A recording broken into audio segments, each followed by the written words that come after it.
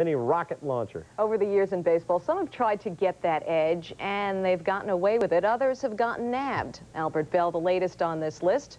For our cover story, we turn to Bob Lee, who has brought along Jim Cott with him. Yeah, Bob? It's really a shame that Claude Rains is not around to see the fuss over Albert Belle. Remember, Rains was the French police inspector in the film Casablanca who was shocked to discover gambling at Bogey's Cafe as he pocketed his winnings.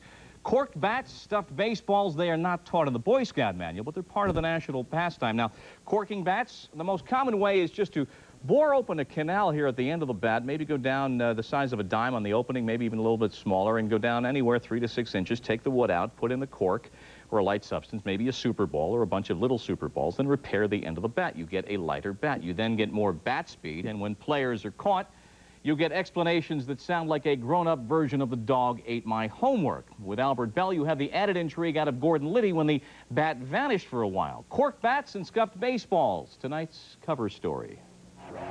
Doesn't everybody do it? Bend the rules to get that edge?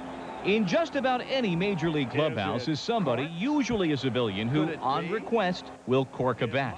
The use of cork bats is a lot less now than it was 15 years ago. I think in the 70s it was much more prevalent. I mean, between the Super Bowls and the cork and all the different things they did, the tacks that they tried. Reggie Jackson once had a tack bat in the year that he had 47 home runs that he got caught with in Boston. Nothing happened to him. There's a couple ways they could do it. Drilling straight down through the barrel, 6 to 8 inches into the bat, emptying it out, putting in cork, super balls, whatever they want, and closing it back up. We did a study as far back as '82 on this, and it really proved the ball does not go any further. From Burley Grimes' last legal spitball 60 years ago to the mischievous gyrations of Gaylord Perry, Albert Belle's pending suspension is not surprising, just the latest peek at baseball's rogue underside. This has been going on for 100 years. It's been going on before I played and after I played, obviously. And, you know, it's kind of a gentleman's agreement, more, at least I thought it was, unless the guy's really blatant with it, then nothing's really done about it. Until someone gets caught. A 10-game suspension is a pretty stiff penalty compared to running out and throwing punches or going out and biting people. The sound of ash and horsehide is distinctive, and the White Sox thought it sounded off-key from Belle's booming bat. I thought I was probably wrong, but I figured you might as well check it and see what happens. Once they took the bat, then I thought I was right. The next night, the Indians had umpires check the glove of ex-Cleveland pitcher Dennis Cook. He was clean. No recent baseball crime was uncovered with more embarrassment than Billy Hatcher's corked bat breaking open 7 years ago. Hatcher was suspended. His skipper held an ear fined. Hatcher's explanation? I'm telling you right straight up now that, you know, I had no idea that the bat was corked.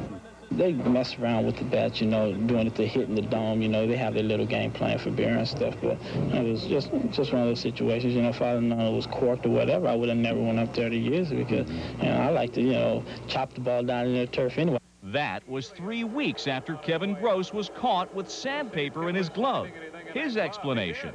Well, it was just something I was fooling with just that week, and it was just in my glove at the time when I was pitching. Did you scuff any balls? No, I did not scuff any balls last night. And that was 1 week after Joe Niekro tried to discard his tools for changing aerodynamics. Umpire Steve Palermo's double take was worthy of Johnny Carson. Gaylord Perry was never caught. After he retired, he admitted lubricating the baseball, but the mere suggestion was a tool for him while he pitched. You want him to think of a certain pitch, and, you know, it's like a Nolan Ryan. They look for the fastball, he throws a crow ball, they're not going to hit it. So I need all the help I can get. So if I can get him to think about something else, that's what I'm going to do. Doug DeCince's hitting for the Angels in the '86 LCS brought a challenge on his bat. The Boston Red Sox were claiming my bat is corked, and I take it as a compliment, really, because I don't cork my bats, and the ball does jump off my bat pretty crisply, and it comes from hitting the ball hard. But I did decide that I had to go and cork one bat today and bring it on out here. And, ladies and gentlemen, here is a corked bat. Those who scuff and those who cork are accepted quietly, and those who don't take the suggestion or the suspicion as the ultimate compliment. All right, the aerodynamics